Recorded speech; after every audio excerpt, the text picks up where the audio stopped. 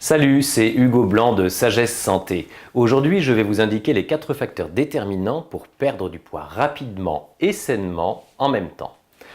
Vous vous demandez peut-être pourquoi seulement 4 facteurs. Tout simplement parce que si vous lisez beaucoup de livres sur le sujet, vous retrouverez toujours ces mêmes 4 facteurs déterminants dans les cures d'amaigrissement. Le premier des facteurs pour maigrir, c'est l'alimentation. Le deuxième, c'est l'activité physique. Le troisième, la gestion du stress. Et enfin, la volonté, c'est-à-dire le désir réel de perdre du poids. Vous êtes en droit de vous demander lequel de ces facteurs a le plus d'impact, parce qu'ainsi vous pouvez vous concentrer sur un seul de ces 4 aspects. Et si un facteur a plus d'impact, forcément cela prendra moins de temps pour perdre du poids. Maintenant, si je vous parle de la gestion du stress, c'est moins connu évidemment que le sport ou l'alimentation. Si vous êtes stressé, brûler les graisses devient beaucoup plus difficile pour votre corps, qui a tendance alors à les stocker, et notamment sur la ceinture abdominale.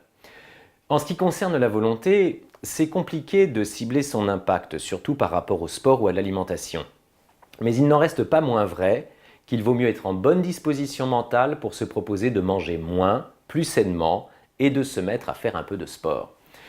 Ici, il existe un rapport direct de cause à effet, ce qui n'est pas le cas avec la gestion de l'alimentation. À propos de l'alimentation, justement, de nombreuses recherches ont été menées à ce sujet. En 1979, on a publié une sorte de méta-analyse, une synthèse des conclusions de toute une série de recherches menées précédemment. Et toutes ces recherches portaient sur la même question. Manger ou bouger? Qu'est-ce qui a le plus d'impact pour perdre du poids? Ou bien est-ce une combinaison des deux? Cette analyse s'est appliquée sur des études menées les 25 années précédentes. Pour faire court, toutes ces recherches ont étudié le nombre de kilos que les participants perdaient en moyenne selon le groupe où ils étaient placés. Le groupe qui fait du sport, le groupe qui fait attention à son alimentation et le groupe mixte. Ces analyses ont porté sur de courtes périodes, environ 15 semaines, mais aussi sur des périodes plus longues, proches d'une année. Tous les participants pesaient environ 90 kg, c'est-à-dire qu'ils étaient légèrement en surpoids. Les résultats sont les suivants. Sur une courte période de 15 semaines, les participants ayant adapté leur alimentation avaient en moyenne perdu 10,7 kg. Pour les participants ayant fait plus de sport et d'exercice physique, la perte de poids était en moyenne de 2,9 kg. Et pour les participants ayant combiné les deux, la perte de poids atteignait en moyenne 11 kg. Alors, vous avez sûrement remarqué que la différence entre le groupe alimentation et le groupe mixte n'était que de 0,3 kg, 300 grammes, c'est très peu. On peut donc en conclure que pour une courte période, 15 semaines, environ 3 mois et demi, l'alimentation a plus d'impact, bien plus que l'exercice physique.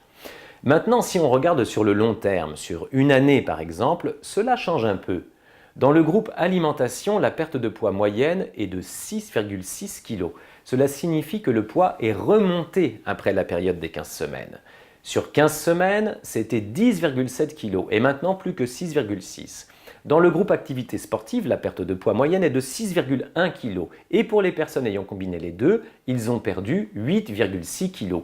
Vous pouvez donc voir que sur le long terme, la combinaison des deux facteurs donne bien plus de résultats. Mais vous pouvez aussi remarquer que c'est l'alimentation qui a toujours le plus fort impact. Et c'est pour cela qu'en suivant ces études, on peut conclure que l'alimentation joue un rôle capital.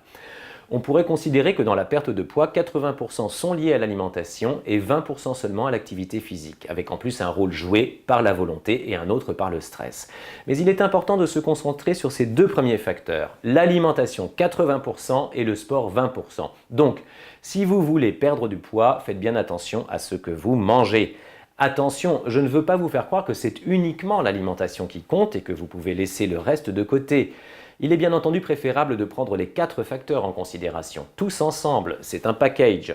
Mais je vous donne plus de conseils sur l'alimentation que sur le reste, puisque cela a plus d'impact. Pour chacun de ces 4 facteurs qui interviennent sur la perte de poids, j'ai réalisé une vidéo qui vous livre les meilleurs conseils et astuces.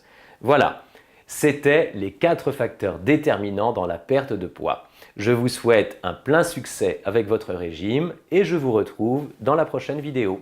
Merci d'avoir regardé cette vidéo. Si elle vous a plu, alors n'hésitez pas à mettre votre pouce en l'air et à me suivre sur ma chaîne YouTube.